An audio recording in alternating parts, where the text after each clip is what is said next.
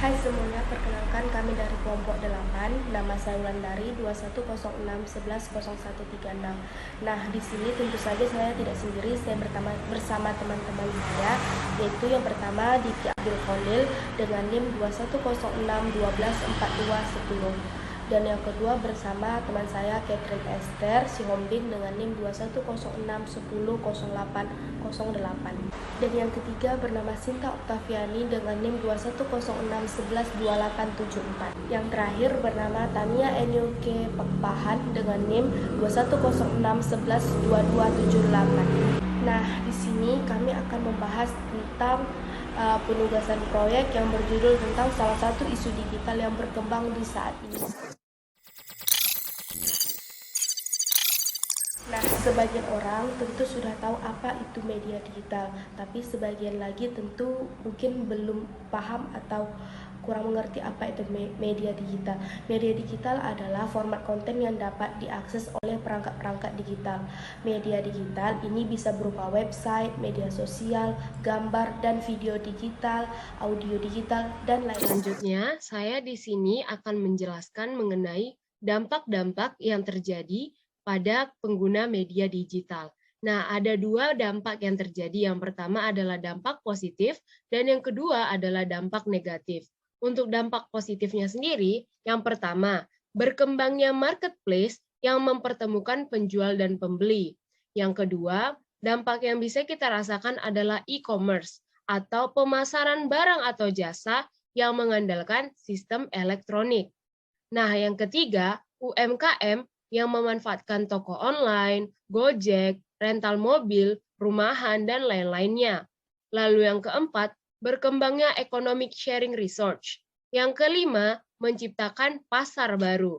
Dan yang terakhir, menggunakan sarana promosi baru yang efektif dan efisien. Nah, selain dampak positif, ada juga dampak negatif yang dirasakan oleh pengguna media digital.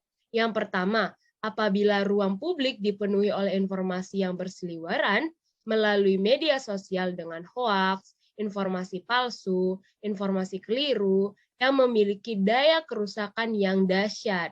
Nah, karena penyebaran yang sangat cepat oleh media digital tanpa batas dan mampu membangkitkan emosi yang sangat kuat bagi para pembaca atau penggunanya. Kalian tahu tidak, pada 16 April 2021, diberitakan ada dua warga negara Indonesia berhasil membobol dana bansos Amerika Serikat. Keduanya itu bernama SFR, seorang lulusan SMK, dan MZM, seorang lulusan SD. Mereka hanya berbekal kepada pengalaman yang mereka dapat. Tak tanggung-tanggung, jumlahnya fantastis, mencapai 60 juta US dollar atau sekitar dengan 875 miliar lebih. Nah, mereka tidak hanya bekerja berdua, mereka dibantu oleh warga negara asing, India, yang masih dalam pengejaran. Jadi, WNA itu yang memberikan uang kripto Bitcoin kepada WNI, kedua WNI itu. Dan kedua WNI itu masing-masing menerima sebanyak 420 juta dan MZM 60 juta. Jadi modusnya adalah mereka membuat situs palsu yang sangat mirip dengan situs resmi Amerika Serikat. Kemudian, mereka mengambil data pribadi warga yang terkena pandemik. Nah, berbekal dari data curian yang mereka ambil, mereka meminta bantuan kepada pemerintah Amerika Serikat dengan jumlah lebih dari 500 juta dolar Amerika Serikat. Baiklah, selanjutnya saya akan menjelaskan tentang cybercrime. Apa itu cybercrime? Menurut Organization of European Community Development atau OECD, cybercrime adalah semua bentuk akses ilegal terhadap suatu transmisi data. Itu artinya, semua bentuk kegiatan yang tidak sah dalam suatu sistem komputer termasuk ke dalam suatu tindak kejahatan. Jenis cybercrime pada contoh isu yang telah disebutkan sebelumnya adalah hacking atau pembajakan. Tindakan berbahaya yang kerap kali dilakukan oleh para programmer profesional ini biasanya secara khusus mengincar kelemahan ataupun celah dari suatu sistem keamanan untuk kemudian mendapatkan keuntungan berupa materi ataupun kepuasan pribadi. Jika menilik atau meninjau dari kegiatan yang dilakukan, hacking sebenarnya tidak selalu memiliki konotasi yang buruk. Karena ada pula hacker positif yang menggunakan kemampuannya untuk kegiatan yang bermanfaat dan tidak merugikan orang lain. Misalnya saja pada seorang hacker yang diberi tugas untuk melacak keberadaan seorang buronan, atau seorang hacker yang bekerja sama dengan pihak berwenang untuk memberantas aktivitas ilegal dalam ranah digital. Namun, pada kasus yang terjadi yang telah kita bahas sebelumnya, tindakan pembajakan yang dilakukan oleh pelaku tentu bukanlah hal yang dapat dibenarkan dan juga merupakan tindakan yang merugikan banyak pihak.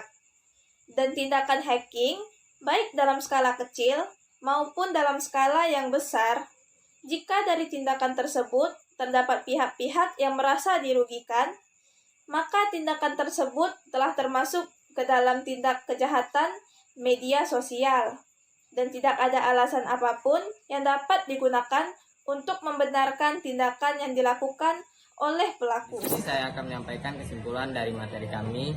Media digital adalah format konten yang dapat diakses oleh media digital.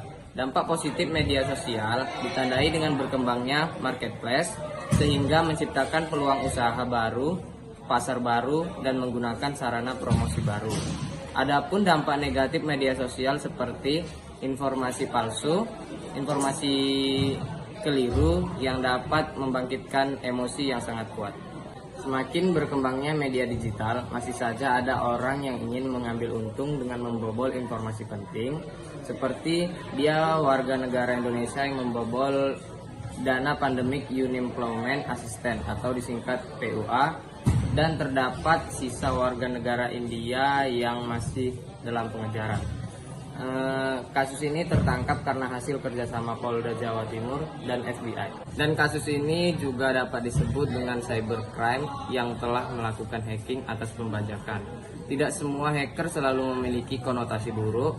Adapun seorang hacker yang diberikan tugas untuk melacak buronan atau disebut dengan hacker yang bekerja sama dengan pihak berwenang.